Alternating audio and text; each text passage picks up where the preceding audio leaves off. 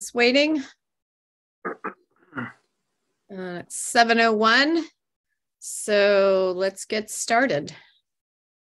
Okay, I'm going to call the meeting to order. This is the December 12th Town of Kensington Town Council meeting. All right.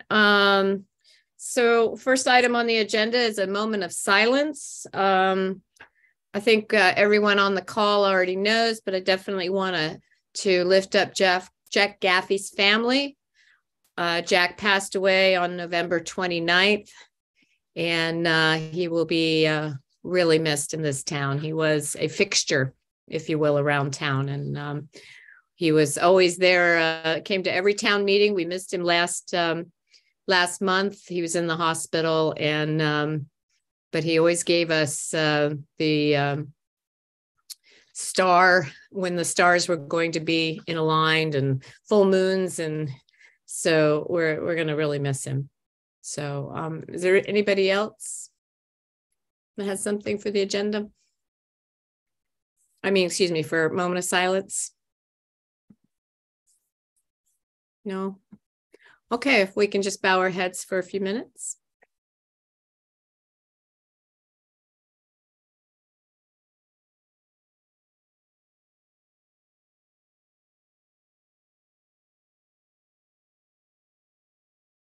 Okay, thank you very much. Next item on the agenda is the approval of the minutes. Council, did everybody have a chance to go through the minutes? I don't recall seeing any corrections.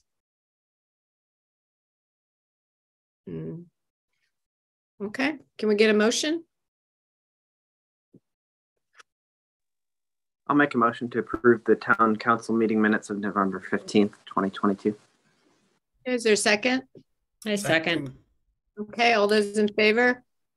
Aye. Aye. Great, thank you very much. Thank you, Susan. All right, I'm going to move down to the first item on the agenda is the Brookside Apartments. This is something that Ann and I have been working on, but Ann's taken the lead on this, so I'm going to let her talk about it. Thank you, Mayor Tracy. Just want to provide an update. Some of you may be familiar with the Brookside Apartments. These are the apartments that are across from Kensington House, right behind Clum Kennedy Garden on Frederick Avenue. And for years, they've been owned and operated by the Mormon Church and used primarily for their folks who were here traveling on business or here as missionaries with the church. They haven't been occupied for a while. They've undergone renovation. And then some of you may have heard, because word was circulating in the neighborhood, that they were looking to possibly sell that apartment building. So about a month ago, maybe a little longer than a month ago, but it's all been pretty recent, we reached out through our town manager to the church so we could learn more about their plans to sell the building and see what their timing was and if there was any interest in exploring opportunities to preserve that housing asset in our community in a way that would make it accessible to local people.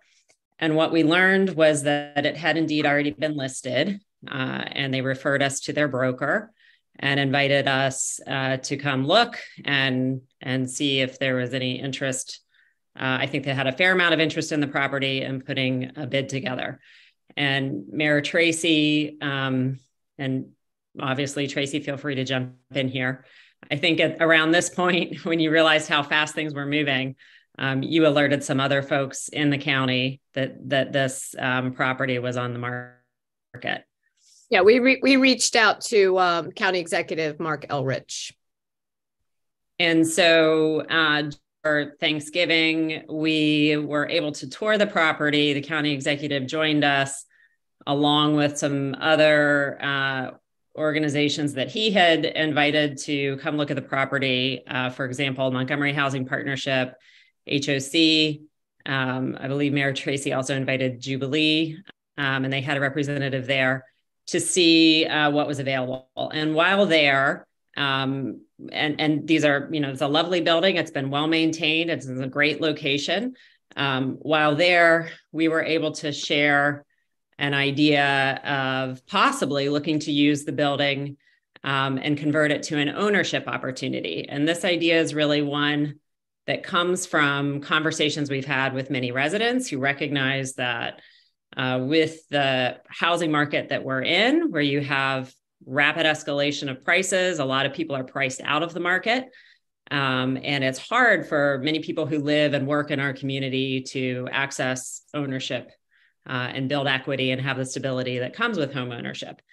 And at a recent Maryland Municipal League meeting, we learned that some other communities like College Park have been dealing with the same challenge by putting together a community land trust, which is a way to have a nonprofit, typically a nonprofit, hold property and maintain its affordability over time by enabling people to buy basically a ground lease. So the trust owns the property, or owns the land, but homeowners can buy a unit or buy the house within the trust. And over time, as equity accrues, as property transfers, then the equity is shared between the homeowner and the trust.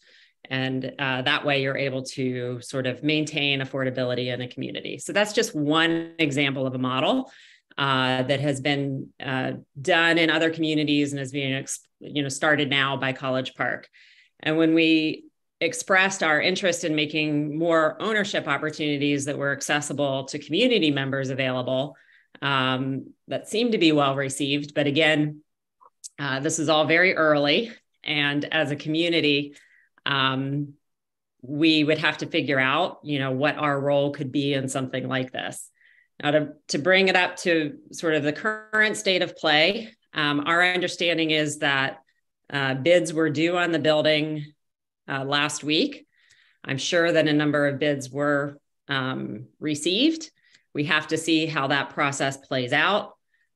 We understand that the Montgomery Housing Partnership did put a bid in, and we understand from our conversations with them that they too are interested in developing some type of ownership model as a potential use of this property. At this point, our role is really to help serve as a convener and engage our community and understanding how something like that might work and what our role could be. Tracy, are there other key points that I left out that we should raise? No, I just want to emphasize that our goal has always been that we want to see ownership, that this was a way to build the equity. It was a way to have the advantages of home ownership, through tax, your mortgage, that you can write off interest and that you can have assurances that your rent's not going to go up, a lot during, every, whenever the lease is up. So it's been our goal. And I don't think this has happened here in Montgomery County, but it's happened in other places in the, particularly PG County has done it and some other areas. So this is what has been of interest, particularly to our county executive, that he would like to see this model. And this seems to be a good candidate in which to try it on. So it's very similar to kind of what Warner, the land does not go with the property of the house or the structure. So now those are not affordable condos, but these would be in an affordable model. So I think we have plenty of room to have both types of housing. So I could share more details of some of the learning we've been doing, but this is all quite preliminary and we're not quite in the driver's seat since we're not putting in a bid on the building. But I'm also happy to take questions from the council to begin. Okay. Council, do you have any questions before we open it up to the public? Mine would be in just where the conversations that you've had so far with Montgomery Housing Partnership, just to shed a little more light and expand on that. Just to hear a little bit more about my conversations with them? Yes. Yeah, I mean, again, it's been rather preliminary, but my understanding is after seeing the building and hearing our conversation about the value of promoting new ownership models, particularly in this wonderful setting that we have, they had some internal discussions and agreed that this was a good size building to attempt a new ownership approach. The details of that we didn't really get into discussing because it's too preliminary. First, they would have to, win the bid on the building and go through, the typical due diligence process that happens in a real estate transaction. But what I shared is essentially what I've just shared here, is that the town is an interested stakeholder and potential partner, that we would want to engage our community and discussing the potential model, and presumably if we were in support, would look for ways to help make it happen. And I think Artie indicated that this was going to be at least an 8-month process at the minimum. Do you remember him saying that, Anne? Because they have to, they'll do their due diligence. If they get the building, they have to do their due diligence on the building, check for lead, check for asbestos, and, the other things. And then they have to build it. I mean, in the sense of build the contract and the trust. They have to do the legal documentation. So I think it pretty much was about an 8-month process in which. Now, I don't remember a specific timeline. I do know it's like certain, probably, 90-day period of due diligence after a contract, and then just learning from what we learned about College Park's process with the trust. That was a multi-step process and a phased process. So I couldn't give a definitive answer on the timing. Okay. Well, we can follow up with him on that, but I do remember like a 6 to 8 month time frame. So, okay. Any other questions from the council before I open it up to the residents? Yeah, I have 2 quick questions. One point and a question, but first, just to thank Anne and Tracy for the work on this. I think it's an excellent initiative and I fully support it. I actually think I'd like to hear a little bit more on your thoughts of, maybe even just separating the issue of specifically the Brookside Apartments, and then in general creating a community land trust, because I think we should do it regardless for future such projects that could come up that we could help to put into the trust. So, I would be in support of doing it regardless of how it shakes out with this particular property. And then I wondered if you could share, I know it's very early on, but to the broader point of setting up a community land trust, did you have any thoughts on how we might capitalize it? Would we get, probably some from our budget, I'm sure, maybe grants from the county, support from the county, private developers when they're doing projects, they could put money into the trust, I'm assuming. Do you have thoughts on that? So I'll take the first point that, even if the Brookside apartment building doesn't turn out, let's say it goes to the deal goes to another bidder and they want to keep it as a rental property and are not interested in being part of a community land trust. I agree it is still worth exploring the concept of establishing a community land trust in Kensington. One of the things that I think is really compelling about this model is that you can have once you've established a trust with a governing entity, you can have non-contiguous property in the trust. So as properties came on the market, the trust could acquire them and then make them available to qualified homeowners in the future and keep them more affordable. So for example, we have this challenge in the town of Kensington and in the greater Kensington community where the 1950s, what we might call a starter home, gets torn down and a $1.6 million mansion goes up. And you're losing the diverse housing stock that has long defined our community and has given people access to home ownership. And so with a trust, you could see that when properties like that came on the market, provided you had the capital, you could acquire them into the trust and preserve some of that diversity of housing stock and the opportunity for home ownership. In terms of how you would capitalize it, I can share the little bit I know about what College Park did. And they started off, or they are starting off with a $13.9 million investment. Now they are in a partnership with the university. They have access to other resources, but a big chunk of that money came from their ARPA dollars, as well as state funds. I think there were 3 different sources that they were able to obtain. So we would need to explore that to see, obviously we're a much smaller municipality with a smaller budget. We'd have to understand, what we would feel comfortable contributing, but I think clearly you would need other resources outside the town from other state or federal sources to capitalize a trust. Okay, thank you.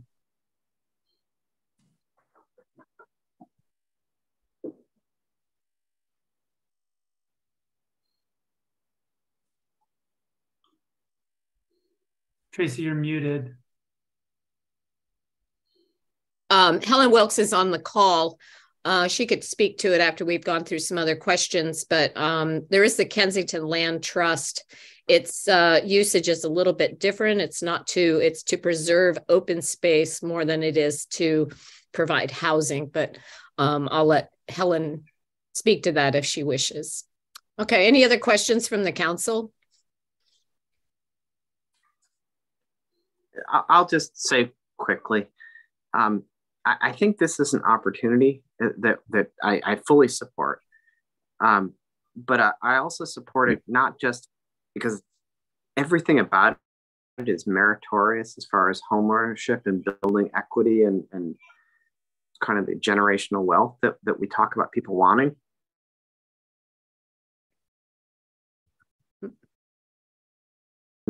To demonstrate the county, whenever it implements Thrive, to allow a variety of options and not to simply say, well, let's bulldoze through single family housing zoning, because that will provide what they euphemistically call it missing middle housing, when I think this proposal has a much more realistic option to provide affordable housing. So I think it's a great idea. I think one of the things that has made it such a great opportunity for this type of setup is the fact that the building is empty. So you're not dealing with the tenants that are already there. And if they don't want to participate or they don't want to buy, obviously they can stay. And so the fact that the building is empty, the fact that the building has been completely renovated is just, it's kind of a win-win for this opportunity. So, okay. Jody, I see your hand up.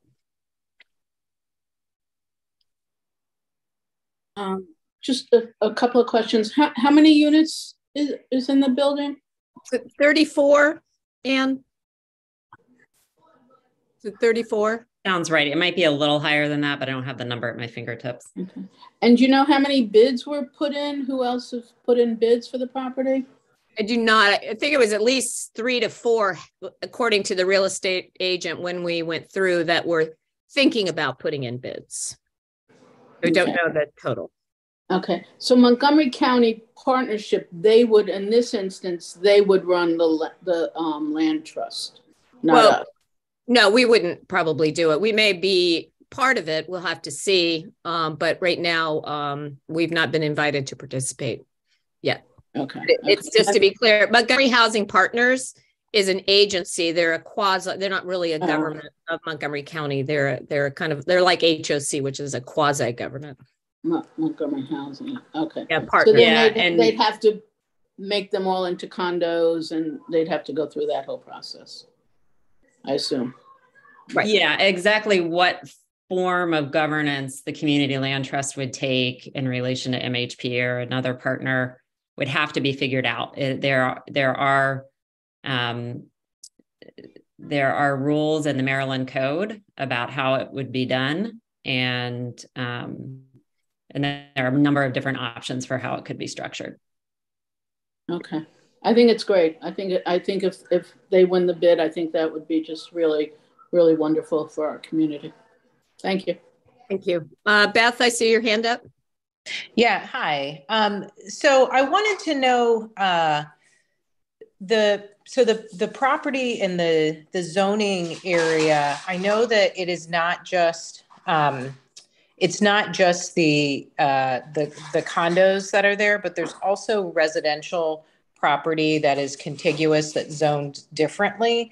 And so, do you happen to know when they were bidding that out, if that was exclusively for the condo kind of property, or was it also for the other lots too that are zoned separately for single family dwelling? On the property itself? Yeah. So if you look at the plat, there was one at one point, I know that I think it was the town or someone had put together where you could see the aerial shot of what the zone was for all of the different. Are you talking about the paper road that runs along the creek? Nope. So I'm talking, so behind the property, in consideration right now, there's a parking lot, right? Or kind of next to the property, there's a parking lot. And then behind that, there's kind of a wooded area. That area is actually residentially zoned. And my understanding is that the Mormon Temple, that that organization also owned that, but I wasn't sure. Maybe you have more information on it, but I was just curious if that was part of these discussions.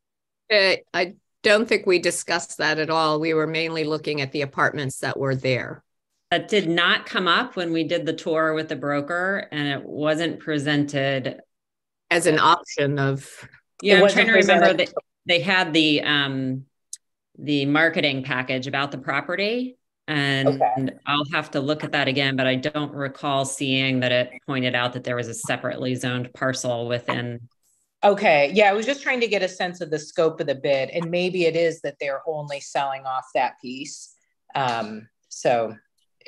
But just as a flag. Okay. That's a really helpful question, Beth. Thank you. And sure. Something we can follow up and look into further. Yeah, awesome. We can definitely look into it because it wasn't presented as separate properties. So the assumption would be that this was all one piece of property, but we can look into that for sure. Right. Well, because if it's all zoned separately, you can imagine if a builder were to come in, the builder would potentially use that for different purposes. So, okay.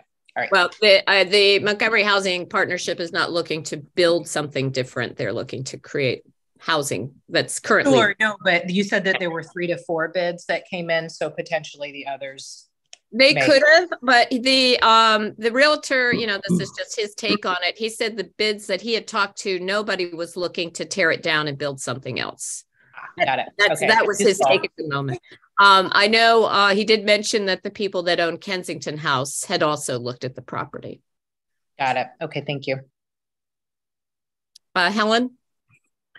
Yeah. Am I on? Yes. Okay. So I just wanted to say regarding the Kensington Land Trust, it's nominally still in existence, but the model that we've had has relied on 2 things. Primarily, the county is the holder of land easements for the Kensington Land Trust, not the land trust itself, because it's all it's focused on the historic district and on preserving side lots from development. And therefore, that is provided for in the Historic Preservation Ordinance, Chapter 24A. And the county so far is the holder of the easements, which is good because we have a hard time finding the volunteers to help with the land trust. So we got things started, but it's a different model, certainly, than what is being discussed. Right. Yeah. Here. Yeah. I mean, you're there to preserve open space and, and it's very important to have the community entity because at any given time, if the holder of the easement changes, or let's say in this case of Montgomery County holding the easements, let's say there's an administration that is willing to look the other way when violations happen to an easement. even though it's legally enforceable by law, conveys with the deed, etc. It requires or can depend on a certain public will to reinforce the public benefit aspect of enforcing an easement. So that's why I think it's important that there be a community entity within the town, as well as this, I like the idea of this community land trust very much. It sounds great. Now, in your land trust, I believe the land is donated. It's not purchased. Is that correct? Mm-hmm. Yeah, it's side yard lots, and it's not, the land is not donated. It's the development rights that are donated. Right. Just to be clear. Yeah. So people can just, they can build things, they can write the easement the way they want to, and then the value of the gift of the easement depends on how much they're willing to give up on that developable land. Right. Okay. Thank you, Helen, for the clarity on that. Sure. Okay. Bonita. Hi, good afternoon. Sorry for a dumb question, but does this include all of the property, the apartments on Frederick and Kensington Parkway, that whole complete, all of these apartments, right? Not just one unit. There are 3 buildings. Is that correct, Anne? I think there's 3 or 4 buildings, but there's nothing on Kensington Parkway. It's all on Frederick Avenue. The land on Kensington Parkway belongs to Montgomery County Parks. Right, but the apartments there. The apartments, right. So that's what we're talking about. All yes, the garden apartments there on Frederick, right next to Clum Kennedy.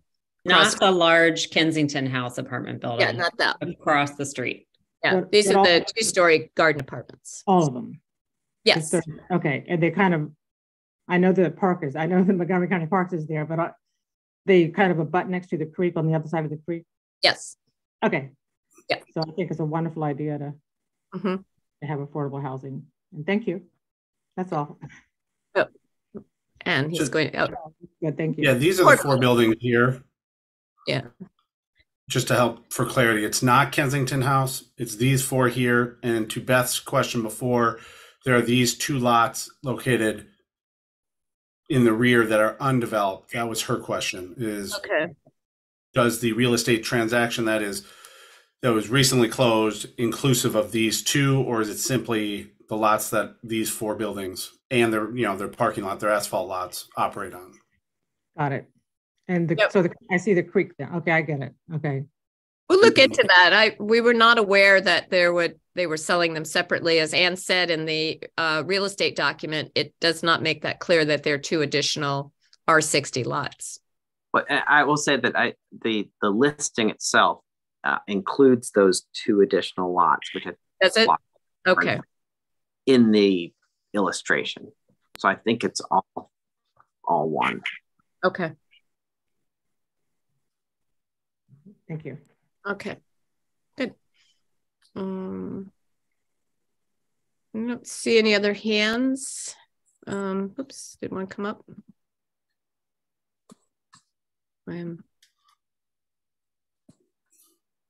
Yeah, I raised my hand, Mayor Furman. You're not on my page. We're actually on a 2-pager here, which is really kind of cool. Okay, go ahead, Joe. Yeah. Was there any indication as to when the decision will be made on the respective bidders as to when the properties will be sold? I don't think so, Anne.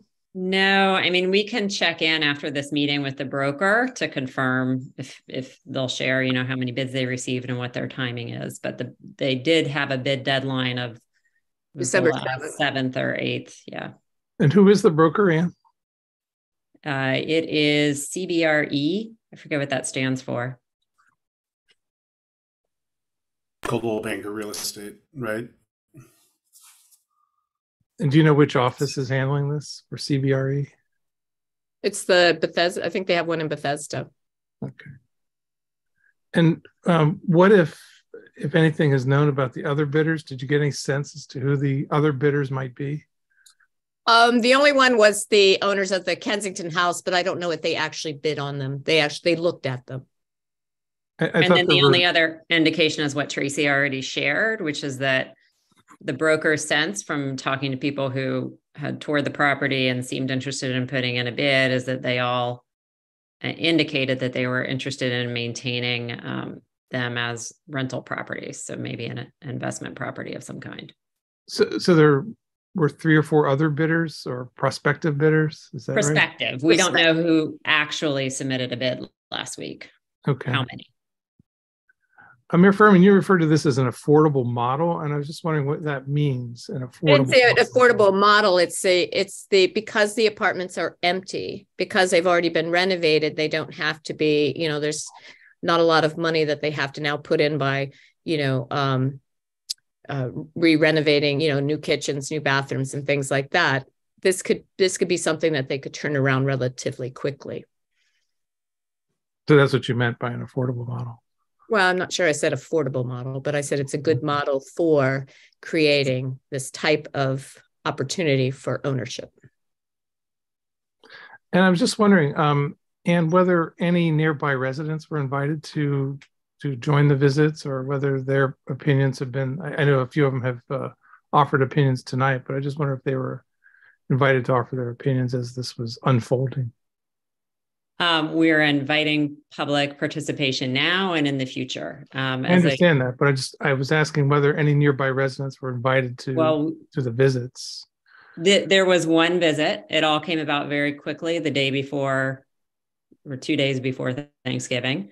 And if there is, depending on how this shakes out with the bids, there will certainly be I would describe a robust community engagement process, I think, in order to explore the potential of this community land trust idea that I've shared tonight. We would want to have community workshops to help engage people in understanding the different ways this type of model can be set up, to hear examples of what other communities have done, the lessons learned from that. All of that would need to unfold. I think that's why I describe this as preliminary, and all of this is a long process, especially since the town itself is not in position to put in a bid. Any idea what the bids might be? I mean, what is the asking price for this property or properties? $10.5 million, I think. $10.5 million. Is that what it's listed for? Okay. And Ann, can you just tell us again why the church is selling this? They're pulling back for whatever reason, but what is that? Well, yeah, I mean, we didn't hear this directly from the church as to why, but I can tell you what the broker shared with us. Okay. He explained that for years the National Mormon Temple was one of the primary, religious sites for their community, that a lot of people made pilgrimages here for business. And it really made sense to have, a residential offering like the Brookside Apartments in close proximity.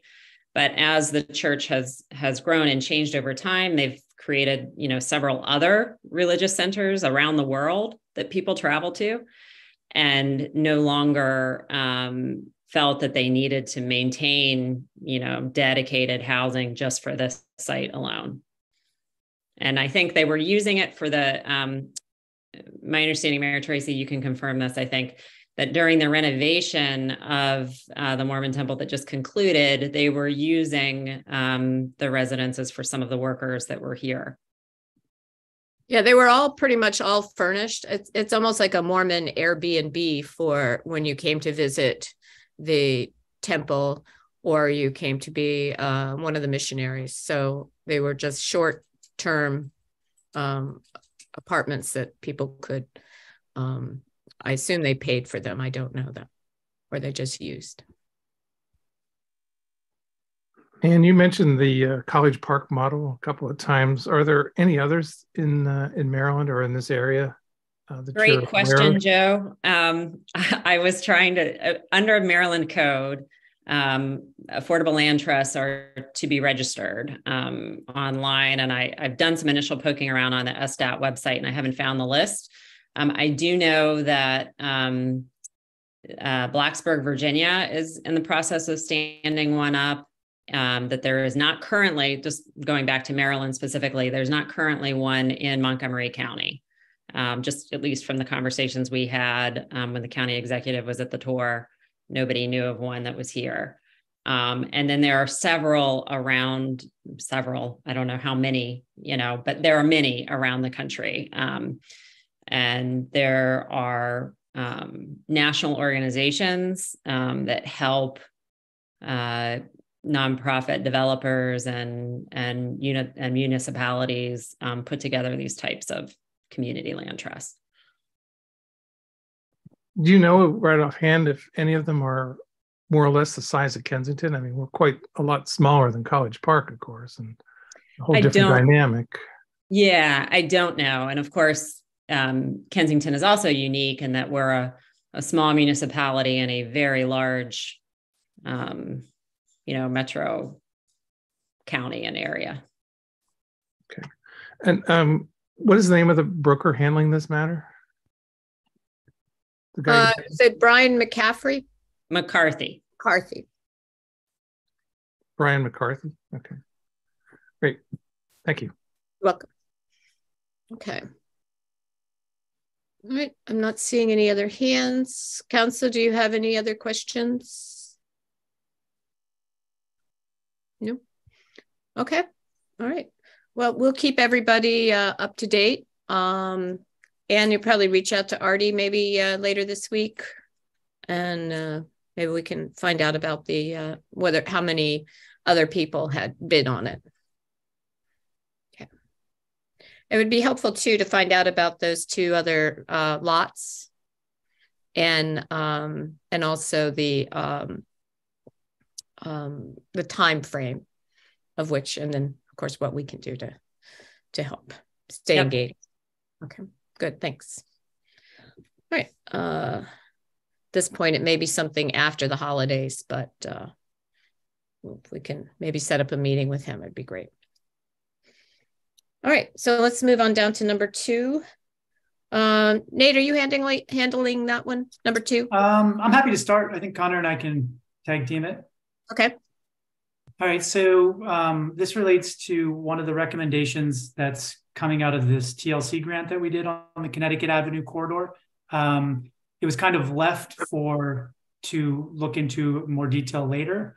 The consultant started to look into the issue. It was a big issue identified in the study, which is essentially how to deal with the Connecticut Avenue University split, and also which then would affect the Howard Avenue on up, including Pliers Mill, Metropolitan, the whole area right there. From basically, you could consider the whole Connecticut Avenue corridor then, as you start to consider the ripple effects of any changes made at that split. But the idea is to figure out a way to deal with a couple of issues. One is when the Summit Avenue Extended is eventually built and it terminates there, it's already a pedestrian and bicyclist nightmare to be able to cross right there in and around that area.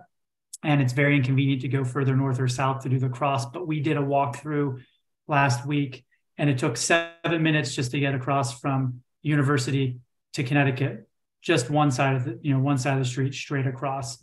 And then adding Summit Avenue Extended, it's going to be really challenging.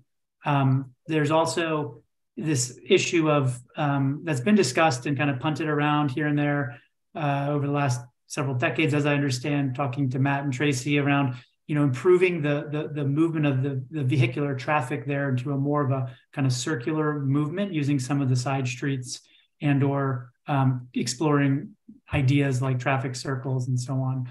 So that was put in the study, and what we basically mention it to SHA every time we meet with them. And the last time we had our meeting with them a month ago, they said, yeah, we fully agree. This needs to be addressed. You guys have to do something first, basically, is what we were told, that if the town doesn't take action, no one's going to do it. So what we were proposing is to do an initial design and analysis, feasibility study on that area, to come up with some options and some sketches for what that could look like, that we could then take, we could work in partnership with SHA and MCDOT, who is another key partner via the Summit Avenue Extended project, and use that as a real kind of tangible discussion point. There's also a real economic development component to this, that it's not just about traffic, it's not just about mobility and bicycling and pedestrian safety. And I'll let Connor, jump in here.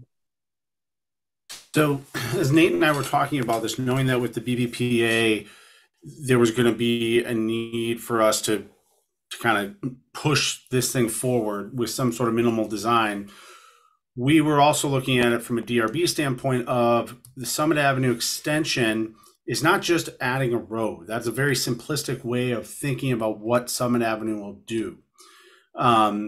Summit Avenue also creates a brand new streetscape along Summit that allows us to incorporate and maybe make the best out of the pedestrian and bicycle master plan and the BPPA work that the town is already doing. But it also now creates a whole new streetscape where when redevelopment occurs, these buildings don't have to be oriented to Connecticut Avenue, where many of those buildings on the west side of Connecticut Avenue only have a southbound egress. It would create a new streetscape off the rear where buildings can be oriented towards Summit Avenue, and they would have north and southbound flow, which would also help with not only attracting redevelopment, but making a much more sensible and safer grid. And so what we had initially done a few months ago was we went to parking planning and asked if they would work with us to create an initial just kind of what could Summit Avenue look like if it were redeveloped, and we looked at massing pertaining to how the sector plan is laid out. And they were wonderful and they gave us something, but they don't want to put any touches on anything because they don't want to, put their proverbial thumb on the scale. So what they gave us was just a good sense of, okay, how, what buildings might look and massing, just big squares. And what we'd like to do with money that was set aside in the CIP, in last year's budget, is look at what's kind of called like a 10% design. So taking the guidelines of what Nate just described, but then also offering this input around the redevelopment potential along Summit Avenue and what might, just asking a design firm to put, 10% of the work in, what might and could it look like to have this new pedestrian interchange, the bike lanes, and a Summit Avenue, and the mixed use redevelopment pertaining to our sector plan. So Nate and I are kind of merging our two thoughts here together to say, if we're going to engage a consultant to look at this, let's look at it holistically from both a pedestrian and bicycle safety, but also in incorporating our thoughts around economic development to help spur some of that discussion with the county. Yeah, and Connor mentioned the BPPA, this BIPA process. This is the state sponsored planning process that we applied to, and now is kicked off as of last week. We did the walkthrough with some of the state officials and the consultant that they brought on, Fair and Peers, to do a quick walkthrough of the area. And I think it's a really opportune time because that study or that planning process can be as detailed as we can help it be. They have a pretty standard template that they can produce a plan, but we can push it in certain directions. And right now is the time to do that. So, we've already started to push it to be very participatory. So there'll be a kind of a work session with public input and public engagement, which usually doesn't happen. And I think that if we push it to get to some detailed design by putting in some of our own money, maybe piggybacking off of the firm that's already doing some of the work for the BIPA planning process, we have an opportunity to really, we have a captive audience because SHA is doing the BIPA with us. And there's a committee of other transportation partners that are involved with that. So I think we have a really good opportunity to do it now and just go for it and not keep talking about it. So, that's the update on that. I don't know, Matt has also been in some of these conversations. I'm not sure if you have anything else to add.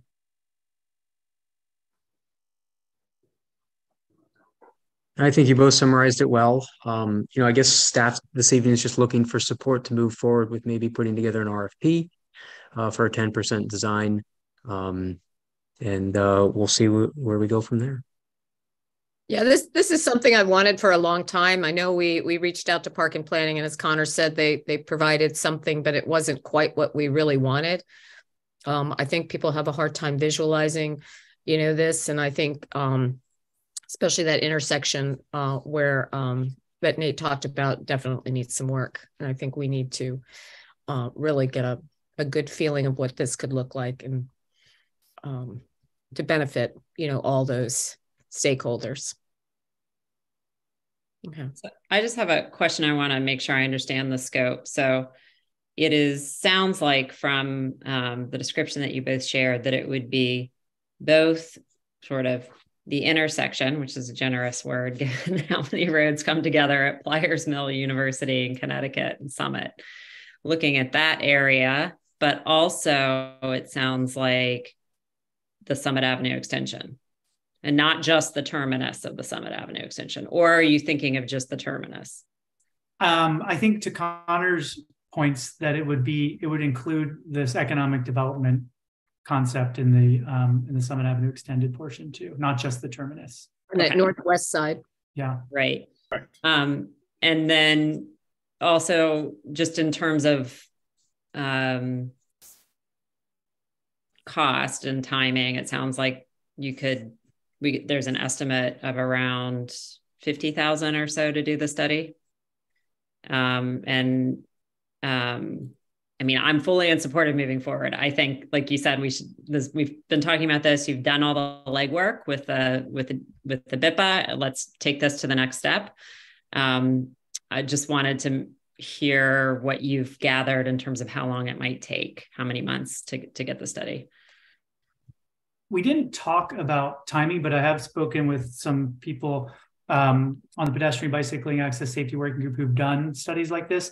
They thought it should be less than 6 months. So we should be able to do it according to preliminary estimates pretty quickly, because a lot of the data are there. They might have to do some traffic analysis, but for 50,000, it wouldn't be too involved, and some preliminary safety crash analysis. But it could be done pretty quickly, and especially if it's with a firm that's familiar with the area and has already done some great. stuff. That's great that it can be months and not years. Oh yeah. And if I would like to think we'd have it by early spring, maybe, because we're going to have to approve the RFP in January, and then I don't know how long that's going to take to get a couple of bids, and then it's got to come back and be approved by the council. So that we're going to take a few months just getting that done. Yeah. So maybe more like summer. Yeah, and the whole, if we do link it to this BIPA process, the BIPA, I think, Matt, they said it needs to be wrapped up by October, right? So we have a little bit of wiggle room if we're pushing for the summer. Yeah. Okay, thank you. And just one more thought, which I know I've shared out loud with a couple people musing about that intersection. It would be great if they could explore the feasibility of a roundabout in that area. I don't know how that would work with the Summit Avenue terminus, but some of you may have seen the recent article in the Washington Post talking about roundabouts, and that they've now collected more evidence showing that, if the setting is right, they can move traffic, they can be safer for pedestrians. And so, I recall when we did our walking audit, several months ago, there was at least somebody from the transportation community there who was raising that possibility. So it would be great if that was one of the options that they could preliminarily explore. Yeah, we'll send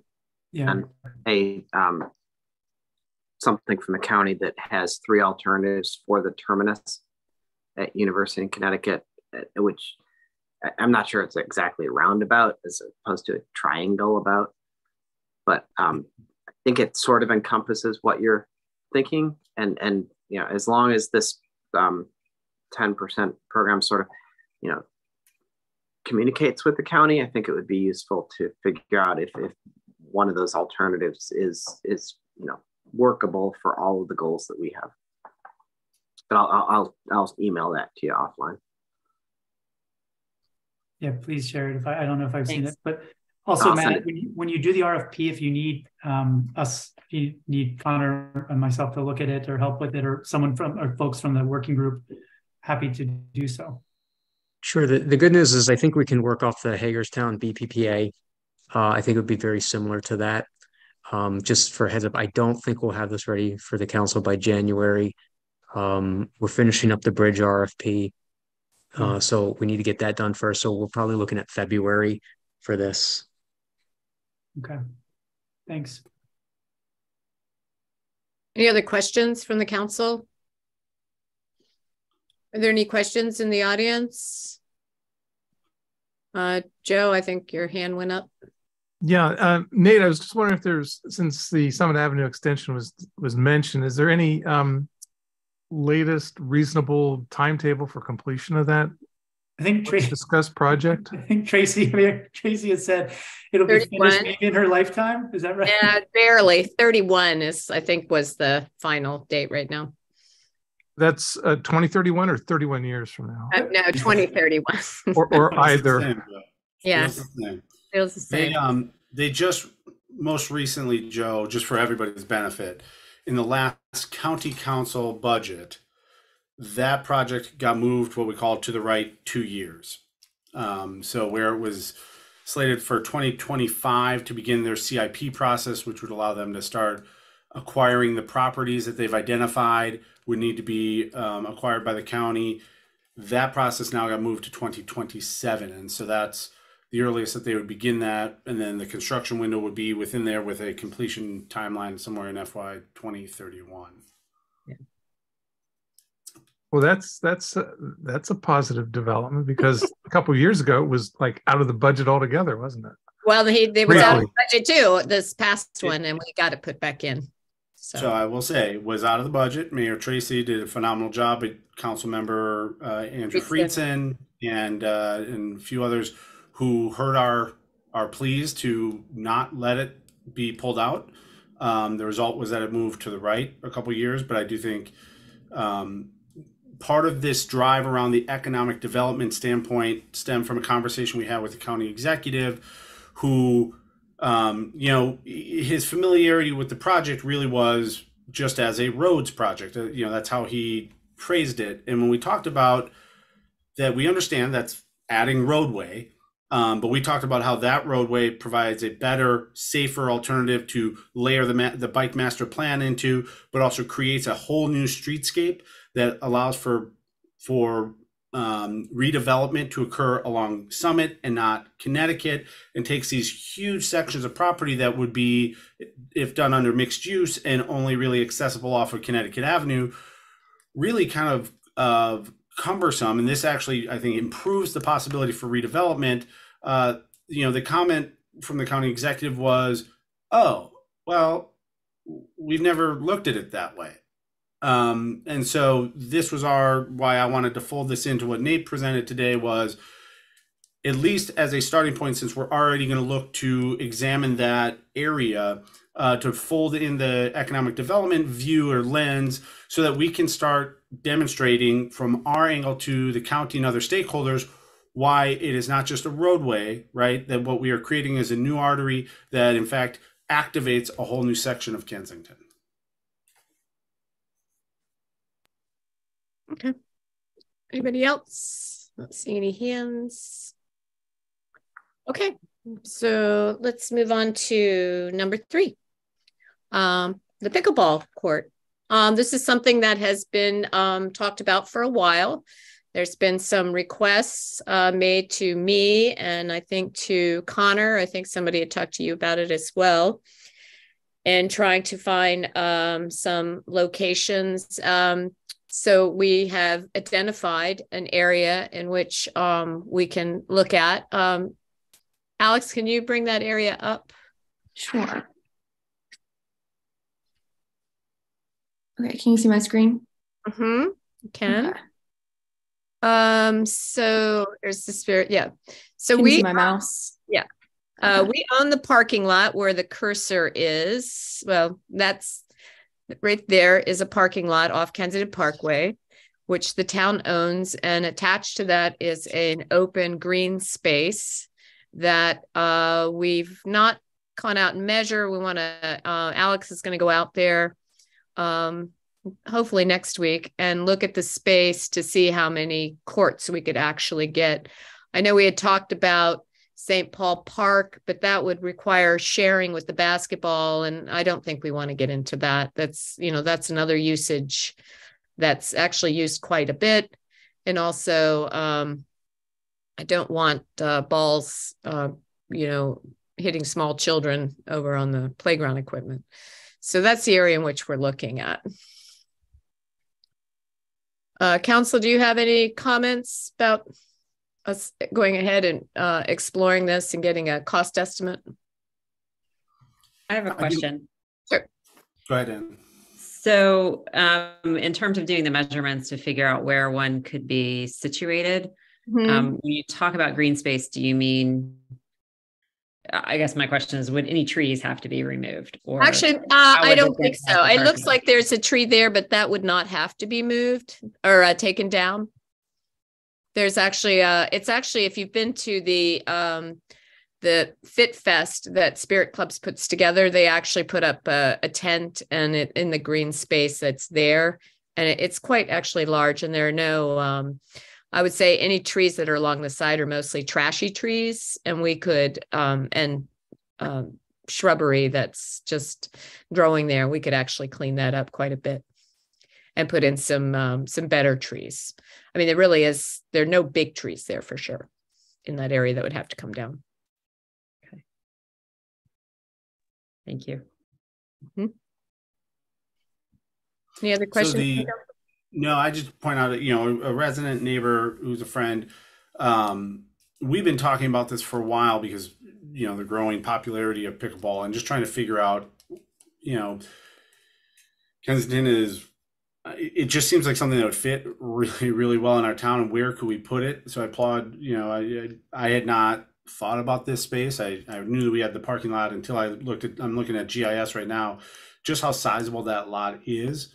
But my hope is I would like to explore this. I think this could be, it's fairly centrally located within the town. It's nearby the MARC station where people are, pedestrians can easily cross the street to get there. Hopefully there would be an RRFB somewhere along that section of Metropolitan Avenue. One day. So, but I'd like to move forward with exploring the feasibility of this site. Well, I know noise came up. Darren had forwarded me an article about noise. I think this was in Arlington County, of which I grew up in. But this is actually abuts commercial property, and it's the backside of the buildings that are on Metropolitan. Of course, the office building is there. I think it's far enough away, and of course, they're not outside; they're inside. And then there is housing, but it's probably, what would you say that is, a football field from between the houses in that space? Maybe a little less. Oh, maybe a little less. Okay. I'm trying to measure it here on Google Earth. So maybe I would just say the only time I've been down there where I felt.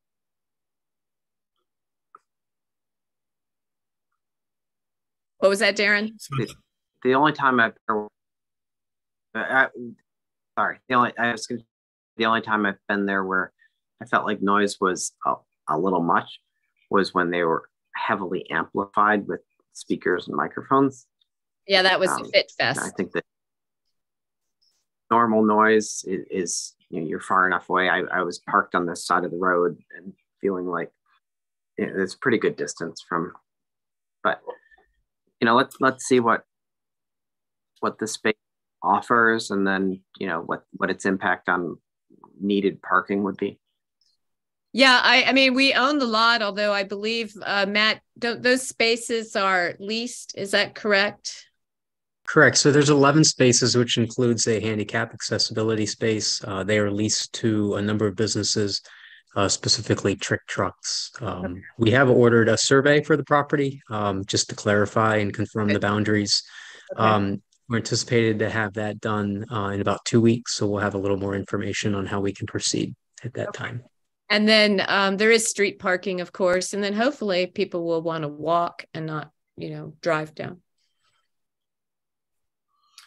So just looking at this on Google Earth, it's roughly from the center part of that grassy area, it's about 200 feet to the closest house. Okay. I would add on the issue of sort of noise and parking. When this council agenda came out, I did have a neighbor share with me a Wall Street Journal article about pickleball noise. I don't know if it's the same article you were looking at, but if it seems like this is a viable location, then I think we should do some specific outreach to even though this is abutting a commercial area, it is, pretty close to a residential area. So I think we should do some specific outreach to the residents there to make sure they're aware if this plan is in development. Oh, absolutely. Yeah, no, we would definitely do that.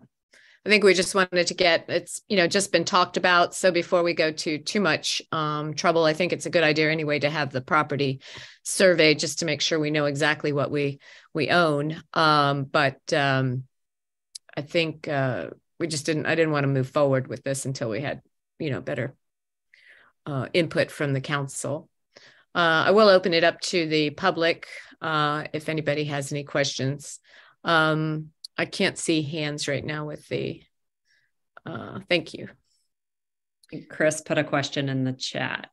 Oh, I know Jody's hand is it. What did Chris say? Let me see. Says, assuming Town of Kensington moves ahead with a pickleball court there, would it be limited to Town of Kensington residents? Would reservations be required? That's actually something we've sort of talked about.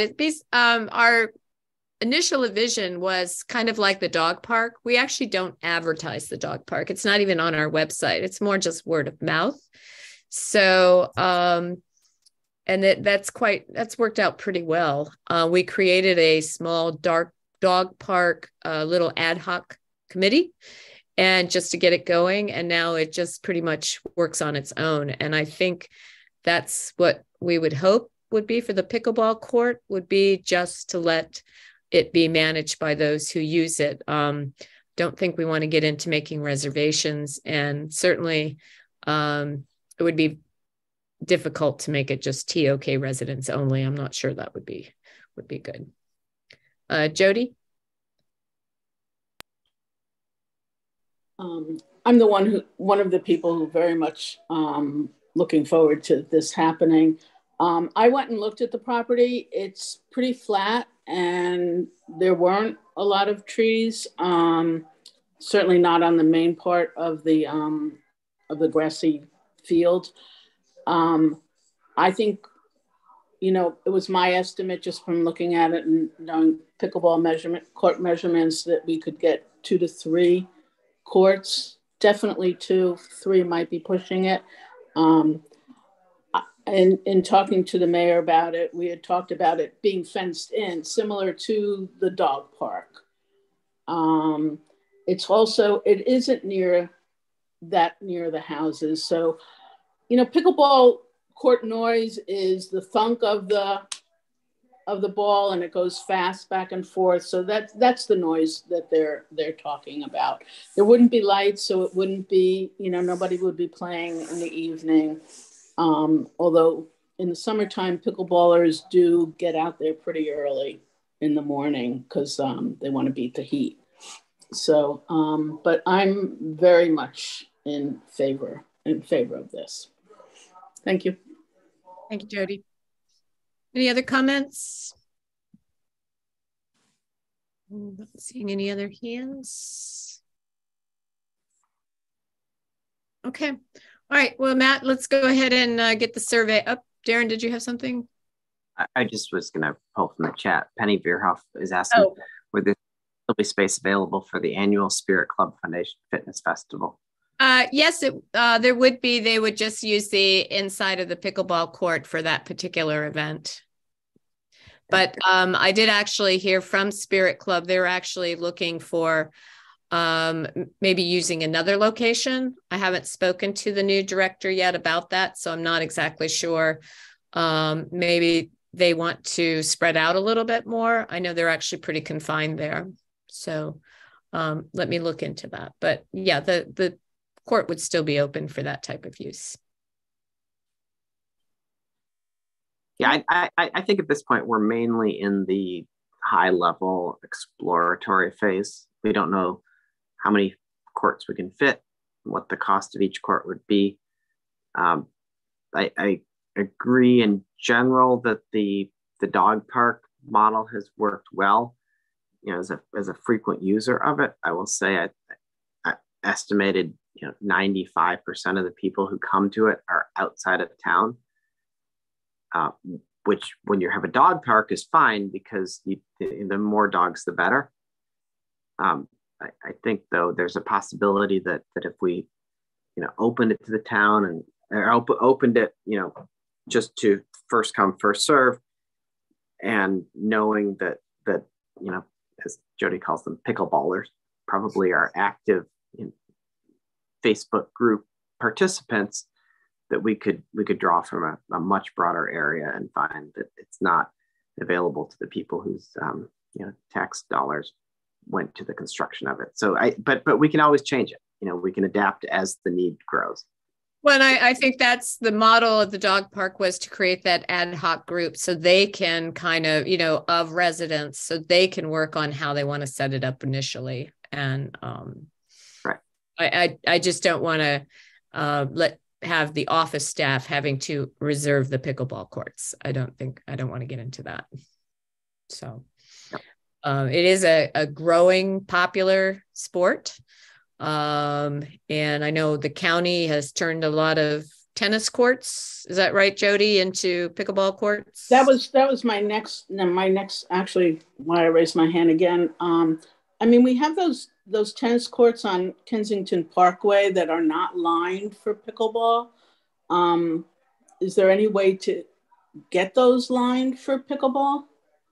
That's a matter of just contacting parks. We could, see if they would be interested in doing that. I don't live over there, so I don't see how well they're used. Yeah, I've ridden my bike by there many, many, many times, and it's not used. It's not heavily used, those courts. Part of the reason they're not heavily used is actually they need to be repaired. Mm.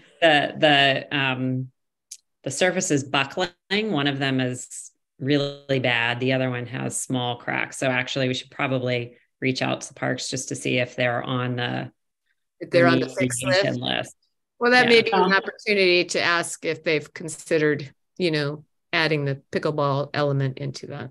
Okay, but just so you have a kind of idea, Newport Mill Middle School has tennis courts in the back, and on Saturday and Sundays, I'm on a listserv of over 200 people who play pickleball there on the weekends when school is not in session. And in those cases, the tennis courts are lined for pickleball.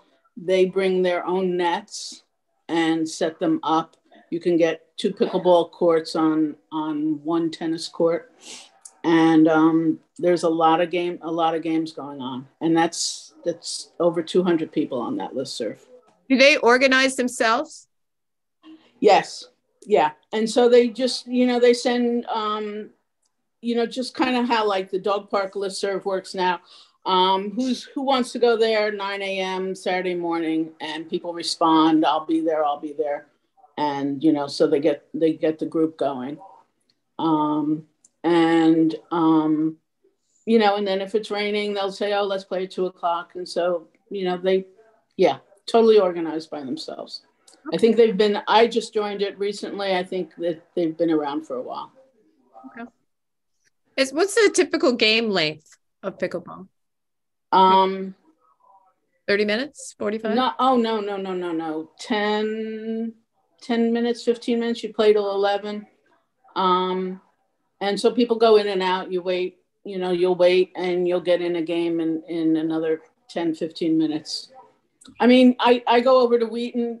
All the rec centers in Kensington have pickleball time.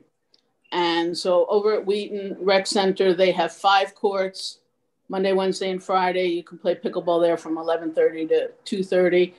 There's probably 30, 40 people who show up, and you go in and out of games. Okay. I mean, so a lot of people are participating in this game. Right. Okay. You can do it when you're old. And I hear now the young people want to play too. Yeah, they are. It's even more competition. It's terrible. Okay. Thank you, Jody. Joe? Yeah, actually in Kensington Cabin Park, those tennis courts are used fairly heavily, and pickleball players are there rather often. I mean, maybe not so much now with the weather having turned, but spring, summer, and fall, they're there in numbers, and that recently has included pickleball players. Just definitely. Okay. They just must bring their own net then and set it up. So. No, they use the tennis court net. Okay. Yeah, you can use a tennis court net. It's a little higher, but okay. You can use it. Okay. All right. Thank you. All right. Well, I think we've done enough with pickleball. Okay. So thank you very much. All right. We'll move down to Greenscape. Anne? Thank you. I just wanted to share an update on the Greenscape committee plans. We've now met a couple of times and have, I think, good consensus that the Greenscape Committee would like to focus on enhancing and preserving Kensington's tree canopy. You know, we've been fortunate to be a designated tree city for years. We've had dedicated, budget to support replacement of trees, their street trees, for example. And our assistant to the town manager, Alex, has recently become certified as a state arborist, I guess is the term. No? No, not quite. Tell us what it's called. Qualified for that. So it's a roadside tree care expert, which sounds Great. fancier than it is. I don't have to wait for the state to give me a permit. Well, we're prune a tree. We're thrilled that you sat for the course and the test, because that means that the town can more actively manage removal of ailing trees and planting new ones on the street right of way. But the Greenscape Committee is very interested in doing more to help with the tree canopy with climate change, the intense rains that we face, the high temperatures. Trees can help mitigate some of those effects, but also, of course, are important for carbon capture. And the committee is going to focus on a few different things, and we have some Greenscape Committee members here who can speak to this as well. We have a couple of volunteers who are going to inventory trees in our town parks. So we have a better understanding of what's there, what we might want to think about for care and for adding additional trees or replacing ailing trees. But also there's strong interest in doing a lot of education outreach to private property owners. And so much of the town's tree canopy is on private property. And so we're looking at doing, a series of educational articles, making sure people are aware of the county's program where you can have native shade trees planted for free on your property. And we're also, one of our committee members, Catherine Wood, is here, who's sort of taken the charge on becoming a certified weed warrior. And I want to thank Catherine and Leslie and many others who helped out with an October effort to clean up weeds, non-native invasive species that are choking trees along the Jane Plank Cabin Park area. And a lot of work was done there. We'd really like to get more people active in the Weed Warrior program and working to protect the trees along Silver Creek that runs through town. So, Mayor Tracy, do you want to add anything to this since you've been part of these discussions as well? No, I think it's a really great direction for the Greenscape Committee. Trees are so important to us as a tree city, and I'm really, I think everyone on the Greenscape is very engaged with wanting to be involved with making sure we maintain our tree canopy and that everyone knows how to take care of their trees. Great. So that's the update I wanted to share. Any council members have questions? No. Just one. Sorry, I'm looking at the Tree Montgomery program. After we do the inventory, especially of town properties, just out of curiosity, maybe this is to Matt. Like, if there is town property that we own that we wanted shade trees, would the county provide them to us? Do we leverage that program? I mean, that's something I can ask them. I mean, we have budget to plant our own trees. I mean, I can ask the county. I don't know. Maybe Ed knows if they meet our standards, we won't plant anything beneath a 2-inch caliper. So I don't know what the county standard is on plantings. My guess is smaller. These are large trees that they're trying to, according to this, trees that will eventually grow to a quite a large tree. But when the actual planting size, does it list the actual planting size? I'm looking right now about the trees. Well, we can go through this another. I'm just curious. I know we have a wonderful budget that's part of the Tree City USA. But there might be partnership, especially, and I'm just thinking of some of the areas around parks where it might be advantageous to have some of these larger trees. Yeah, and the state forester has a program as well, the Tremendous program, that we could also use if the county program doesn't work. But with respect to just you're thinking of the mature size of the tree. Yeah, we have a program in place to plant trees that will replace the tree canopy. So on town property. Correct. Within the right of way and the town property, yes. Where we don't have any authority is on private property, which is what the Greenscape Committee will be working on. And the Greenscape Committee is not looking at the street trees, just to be clear too. The street trees that's already under a program that Alex oversees, and so that's pretty much maintained. This county one is planting trees. When they plant them, they're already 10 feet tall. They will grow to 50 feet or higher, predominantly oaks, maples, and elms.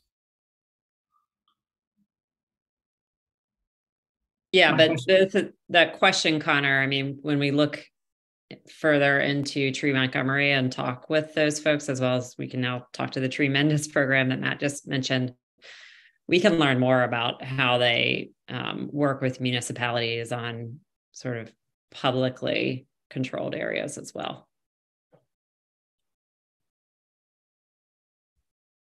Thank you. Anyone from the Greenscape Committee who's here tonight want to add anything to the discussion or the overview?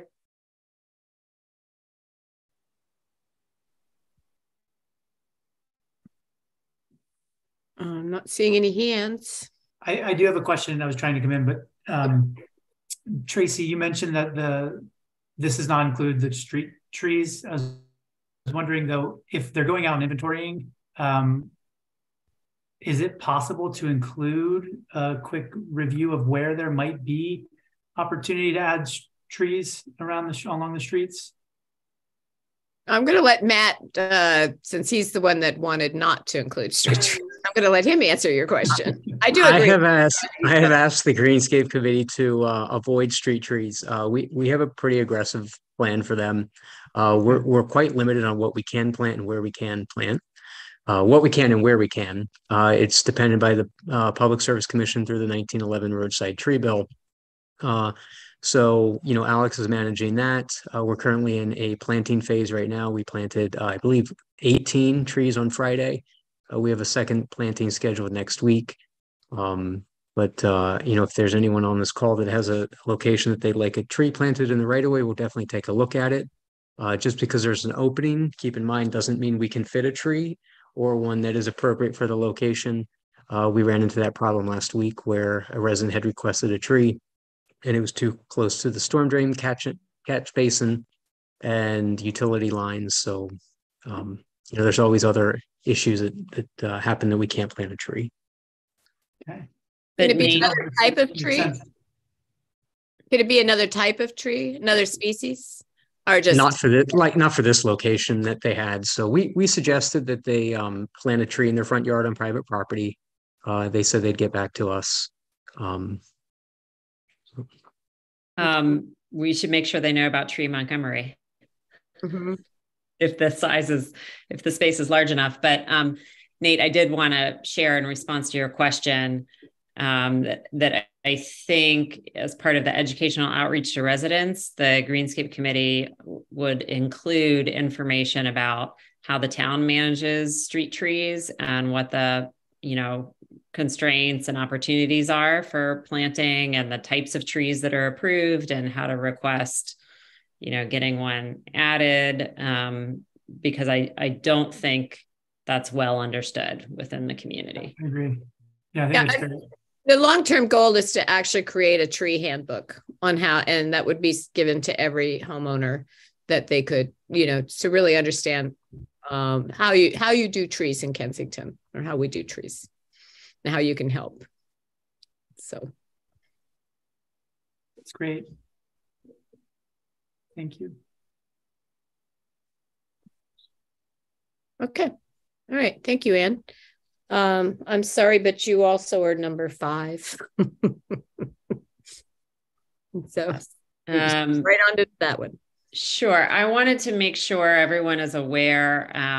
You may have read in last month's Town Journal that in response to the concerning trend we've seen with racist and anti-Semitic incidents in Montgomery County, and indeed here in Kensington, not just with the St. Paul Park anti-Black white supremacist flyers with razor blades, but also a very disturbing incident at Temple Emmanuel that happened during a children's Shabbat service with anti-Semitic harassment.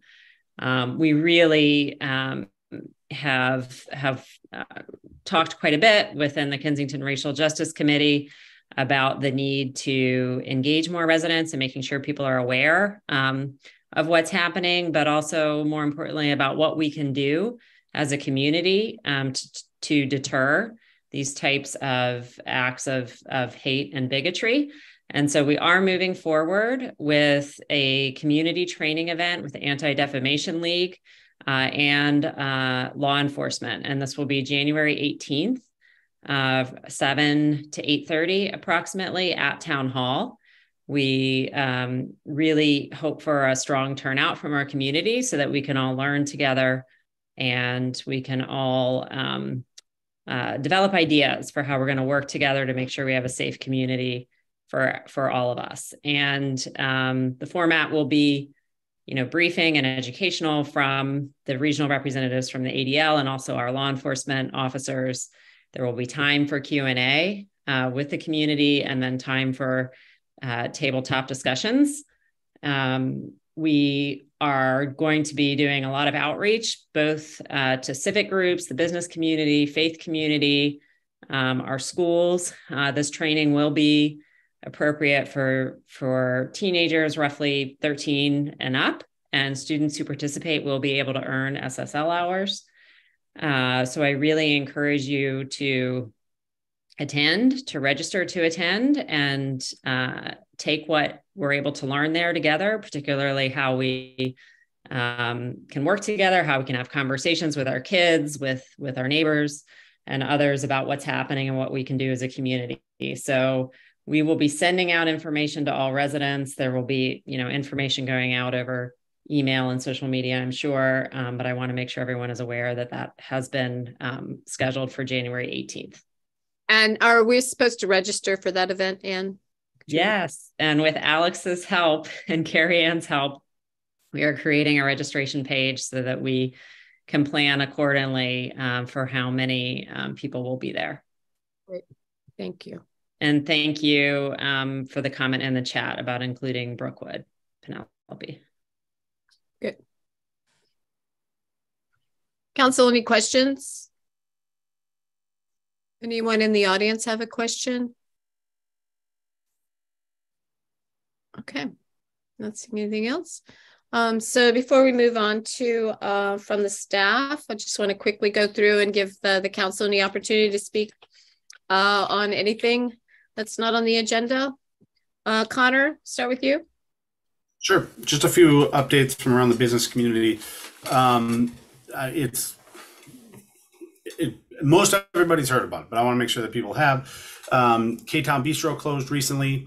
And that space is being taken over by Tacos Don Perez, which has been a very popular and successful, mostly food truck based business. This will be their first brick and mortar. So you've probably already seen the sign on the window, but there will be an opportunity to go in and order and sit at a table there, or go in and order it for takeout.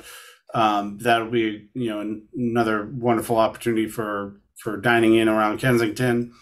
Although not in the town of Kensington, but right outside and popular to many, news that China Gourmet is closing just hit the internet. So it looks like they're, at least according to what they've been putting on the tables, they're looking to close at the end of the year, so December 31st. And according to their little write-up, they are just going to change. So what's happening is a lot of their longtime staff have been there for decades, and they're all retiring. And so they realized China Gourmet, a lot of it was driven by the people who worked there for many, many years. So since they're retiring, they're going to change the whole concept up. What they at least stated in the write-up is that the concept would be American fare, but with a sports theme. So I think there's a bit of a to be determined with that. A sports bar type thing. I mean, they didn't seem to want to put those two words together, but I think there's, I think one could connect the dots that there would be food with televisions. Any Irish type of bar? Oh, don't tease me.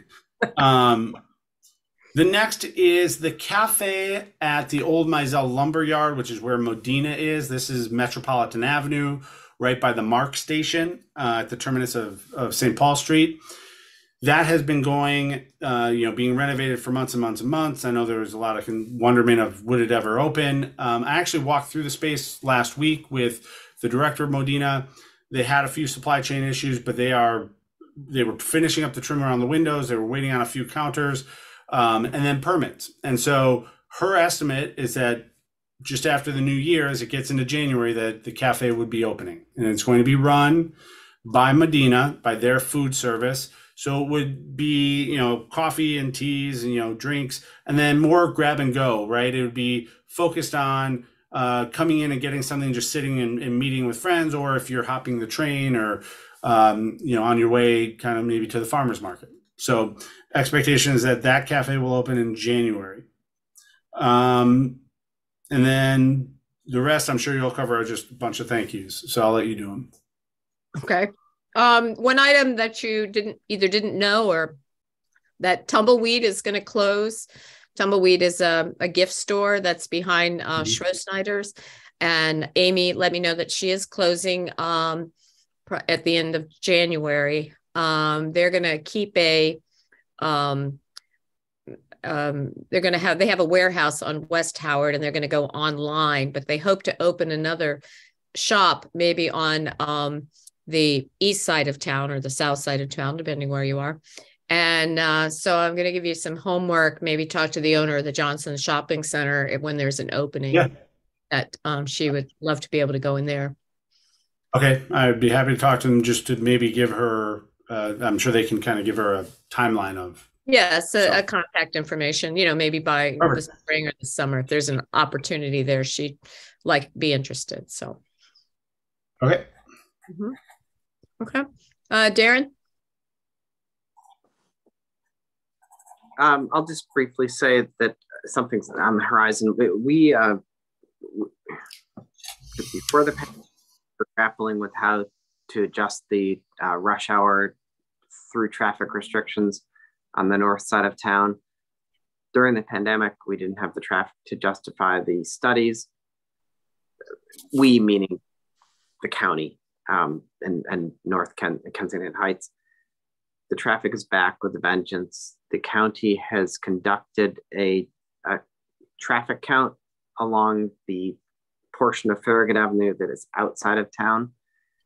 And the response from the county official that we talked with a couple weeks ago was, I think it was 192 cars per hour on a street that is narrow, curved, and has a huge, it's not flat either. So it's kind of like a perfect storm of a bad road to have that much traffic on.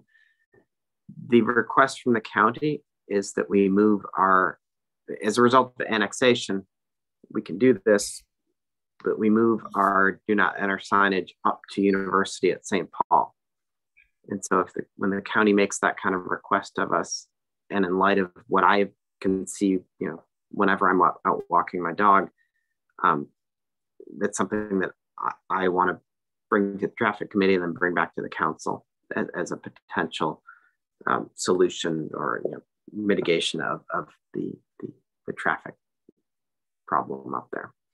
So we'll schedule another traffic committee meeting and let you know where things go. Okay, thank you. Nate? Mobility and Traffic Committee. Thank you, Darren. MTC. I'm just kidding. So I wasn't going to actually give an update except for the thing that you shared with me, Darren, yesterday you got in the mail. I think relates to this. The county's doing a greenway study from George Avenue along McComas to terminate at St. Paul. So this is along the lines of what we've proposed in the TLC grant to do a community greenway, which is basically marked designated roads, kind of traffic calming, so that it's easier for bikes and people walking to kind of flow through the neighborhood. But I mention it because it affects some people directly on the north side of town. And then also, if we were to move forward with some that would go up Lexington, you could imagine it would potentially connect with this greenway down the road. So just wanted to give everyone about that. Okay, great, thanks. Anne? Thanks. I just want to share 2 upcoming community events. This Thursday, the 15th at 7 o'clock, the Racial Justice Committee will be presenting a documentary film called I Too that was produced by a local Kensington resident, Tony Silberfeld. This film shares the story of historical stories of racially motivated political violence and pulls that forward to what we're seeing today. There'll be a discussion with Tony, one of the producers, after the film, and Baby Cat will be providing beer. We'll have some non-alcoholic beverages on hand as well, and there will be popcorn. So we encourage people to come. If you can just RSVP, the details are in the latest town e-blast. And then secondly, our annual town menorah lighting will be this Sunday at 6 o'clock. The donut order has been placed. We expect to have a lot of community members there. We would love to see a good turnout, and hopefully the weather will cooperate. And then lastly, I just wanted to say, when I was in town hall a few days ago, I was impressed to see how many people had donated toys for Tots. So I wanted to really thank the town staff for coordinating all of that. It was really nice to see. Yeah, I actually asked Alex to give me a little update on that under the staff reports. So hopefully we'll hear a little bit more about that. So anyway, well, as Connor said, we have lots of thank yous to give out. There's just way too many. For every event we have, there's always a lot of people behind it. Sometimes it's staff, sometimes it's council, and sometimes it's our town volunteers or our town business owners. So it's really, as we come out and enjoy our events, please be sure to say thank you to all those who have participated and to make it happen. So I'll just give a couple shout outs right now for the K-Town ladies for doing the Light Up K-Town. We've got Mark and McInerney for doing the Shred It Day, and then they're also doing caroling around the fountain. We have for the tree lighting, we can thank our staff for putting that on for us, as well as the Kensington Volunteer Fire Department.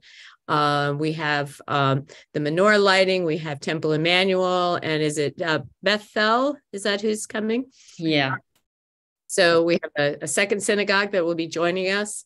And if you've never been to the menorah lighting, I would encourage you to come. I'm a Methodist, but I love going to the menorah lighting. It's one of my favorite events. It's festive, and it really just full of families, and it's such a great event. So I encourage you all to come and be part of the community. And I know the Kensington Historical Society has put on an event which was very well attended, I think, by Zoom, and some in person as well. And also the town businesses put on the holiday open house. I'm sure I'm forgetting somebody, but just know that all these events don't happen by themselves. So please either volunteer or just make an effort to come and support the event. So we will go ahead and move on. So the town manager and staff, Matt, Alex, Susan.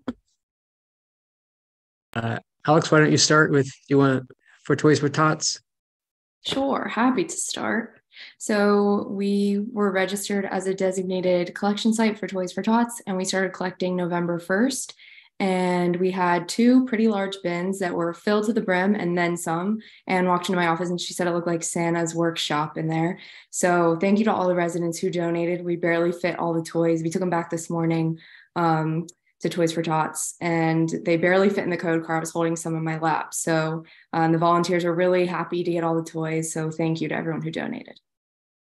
I think that's the best collection I've seen in a really long time. I mean, people really did come out and did a great job volunteering the toys this year.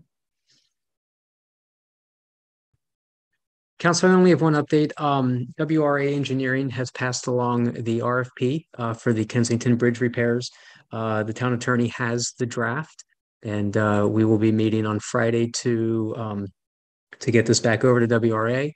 Our plan is to have the RFP posted sometime in January with bids released in March.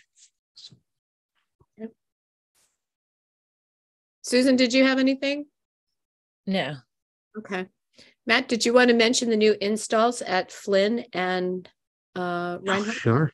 Also, one other thing, leaf collection ends on Friday. That's if you have any leaves, please get them out tomorrow or Wednesday to give the crew enough time to go around the town. And then also at Reinhardt Park and Flynn Park, we have 2 new additions. We have added a sway swing to each park. So if you get a chance, please go over there. We know at least the Brookwood School girls enjoy the one over at Reinhardt Park when we open it up on Friday. And the one at Flynn Park is kind of behind the fountain over by some of the benches. So. Well, I told Matt today, there was a mom with her toddler and her baby on the sway swing today. And I thought it just was really, really nice. So I think we grown-ups like to swing too. So it's nice with our kids. So, okay. Any questions about from the council reports or staff before we move on to public appearances? Okay. Thank you all. Okay. We're next up on the agenda is public appearances. It's the opportunity to bring up something that's not on the agenda.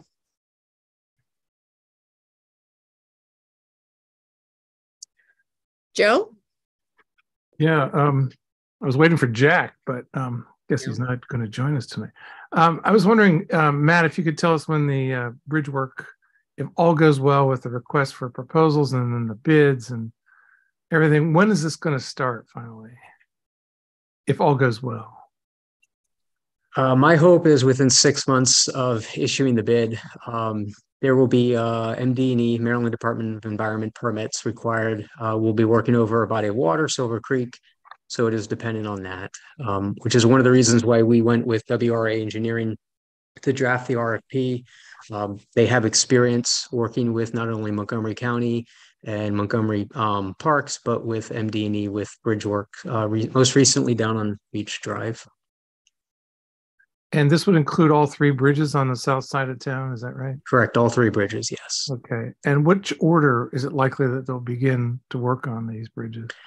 I don't know at this time. We'll know once we have a contractor in place. They'll set together a construction plan.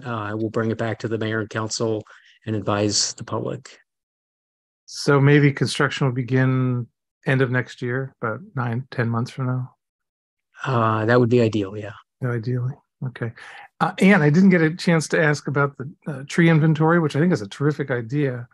And I believe you even mentioned this when you were campaigning for the council seat. I was wondering who's going to be doing the inventory. So one of our hardy volunteers is on the call, Catherine Wood.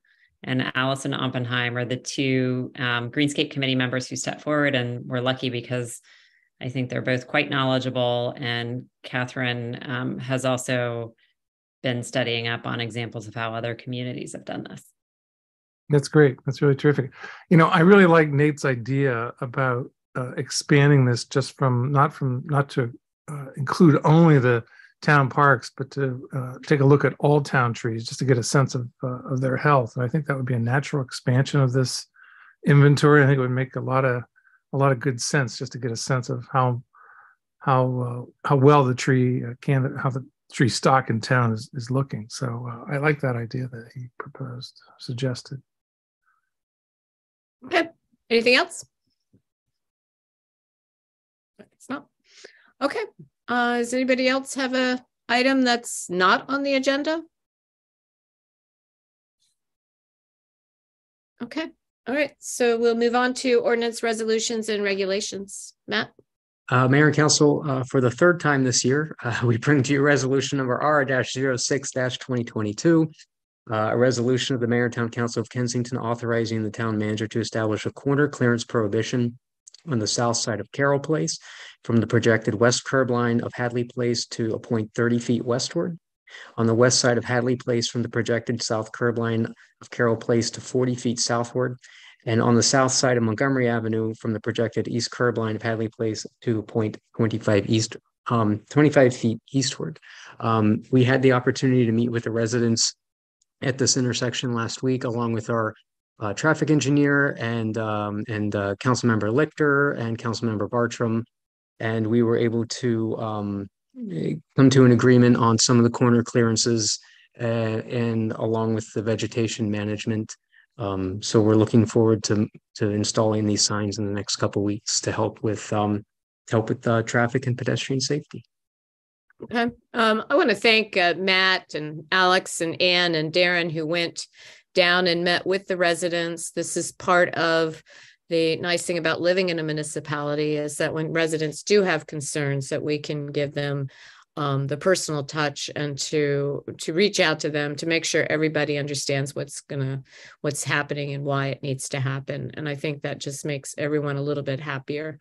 Also, I know it took quite a number of times being on the agenda, but I think we're in a good space now to move it forward. Council, do you have any questions for Matt? I don't have a question, only just to echo your sentiments, Tracy. I wish I could have been there. I think it was the day I was getting my surgery, or I would have I've loved to have been there as well. But thanks everyone for being there and walking through it. I think we got to a good place. Okay. Joe? Yeah, thank you.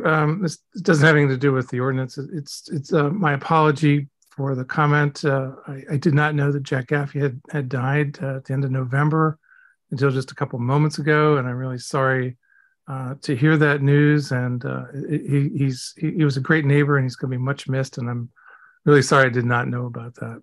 Yeah, we did announce it, but I know you came on a little later, so you missed that. So yeah, I did. Yes. We are going to miss him quite a bit. Thank you, Jack. Thank you, Joe. Okay, so can we get a motion?